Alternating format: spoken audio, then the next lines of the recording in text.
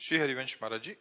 महाराज जी, पिछले 2 वर्षों से आपका सत्संग एवं एकांतिक वार्तालाप नित्य सुन रहा हूँ। धीरे धीरे अब पूरा परिवार भी आपको नित्य सुनने लगा है। परिवार के युवाओं में भी आपके प्रति श्रद्धा जागृत हुई है। आपकी वाणी से उनके विचारों में परिवर्तन भी आया है और नई ऊर्जा और दिशा मिली है। महाराज जी, मेरा एक प्रश्न है, किसी भी रिश्ते में अहंकार, ईगो और स्वाभिमान मतलब सेल्फ रिस्पेक्ट में कैसे फर्क करें? आज पूरा विश्व आपको सुनता है, आपकी देखो, बातों पर श्रद्धा। स्वाभिमान को हम जान नहीं पाए, इसलिए हम स्वाभिमान को, देहाभिमान को ही स्वाभिमान समझते हैं।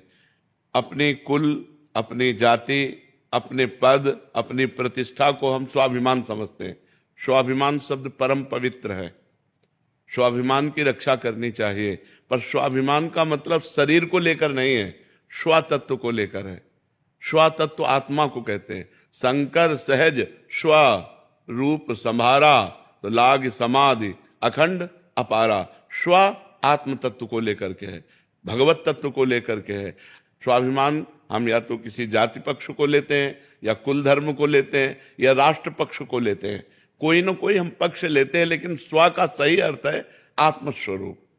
आत्मस्वरूप, हम आत्मस्वरूप अर्थात भगवत मार्ग के विरुद्ध नहीं चल सकते, उसे अभिमान नहीं कहते। जैसे अस अभिमान जाई जन भोरे, मैं सेवक रघुपति पति मोरे। सिया राम जी मेरे प्रीतम है, पति हैं, स्वामी हैं, और मैं उनका सेवक हूं। अब मैं धर्म के विरुद्ध नहीं चल सकता।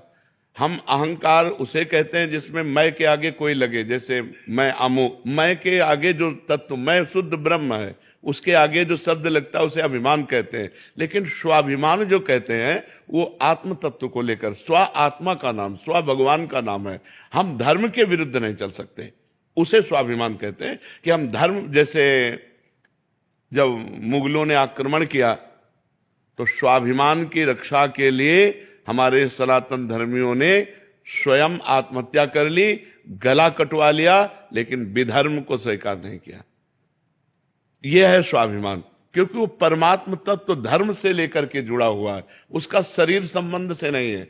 अगर शरीर संबंध से है तो वो कुलाभिमान होगा, वो जाति अभिमान होगा, वो विद्याभिमान होगा, वो धनाभिमान होगा, वो पदाभिमान होगा। ये निंदनीय है, ये धर्म की तरफ से निंदनीय है। लेकिन अपने धर्म के लिए, जैसे अब हमारा धर्म है सनातन, अब सनातन धर्म हमारा स्वाभिमान है, लेकिन सनातन धर्म कितना महान है इसको देखना होगा।